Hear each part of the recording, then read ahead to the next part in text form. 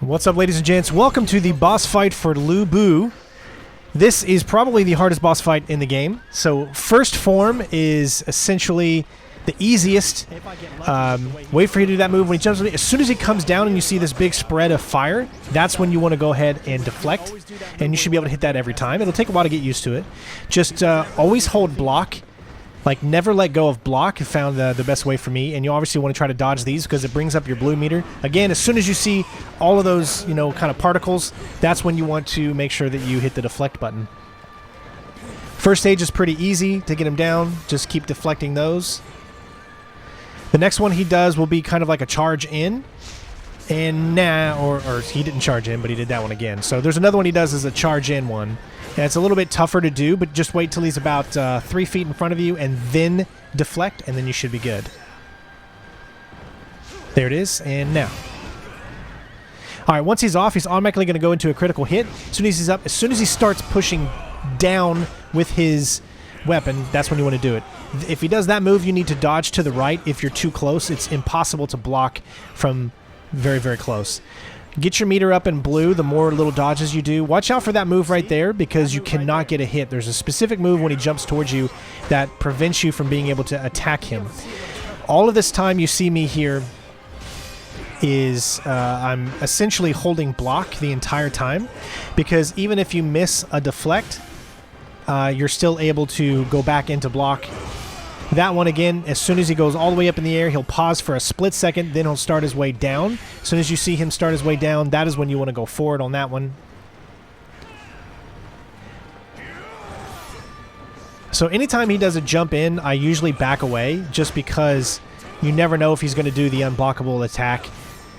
He's got an attack that he does even if you're blocking still will take damage, so you have to be careful. This move, as soon as he gets on you, like literally think a little later than you need to be, and then you should be able to block that one.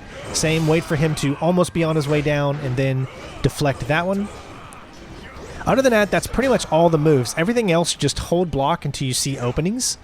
This boss, and you know, I'm okay to say this boss took me about 4 hours to defeat because I was under-leveled going into this. You want to be essentially about level 25 when you go in to this one. So, you know, if you can keep one thing to grab still there, you know, that ups your morale. Do that after you've already got to 25, and that way you're much easier time with this boss fight. Also, there's going to be a move where he creates fire. And when he does that and creates fire, then you need to use an ice attack or an ice special in order to kind of douse the flames. And you'll see that come up a little ahead. That was his second stage with the horse, which is exactly the same as the first, so you don't need to deviate from that. That's the easiest part. Every time he does that move, try to deflect it because it'll get your spirit down into the blue, and you'll need that because he does a lot of hitting in a row. And if you're holding block, obviously that takes away from the blue. So if you have plenty of blue to spare, then you're good. Here, so there's I missed that because of the horse that's kind of in the way, so I wasn't able to correctly time it. But you just wait until see, he's got fire right now. Throw an ice, that'll take away his fire. And then he'll no longer have that fire. Now, I'm on fire actually right now, too, so you've got to use something as well, so we'll need to health up here. Also, I came into this fight with only 4 health. I definitely recommend you to come into the fight if you can get like 5 or 6. You'll have an easier time. It was way more challenging for me. Obviously, you can get hit by the horse, so try to stay in the middle or outside. Don't go around that corner or else, or the horse will actually kind of run over you. I use my special here. I love this special because anytime he runs into it, he takes a pretty good amount of damage. So that's why I like to use this one.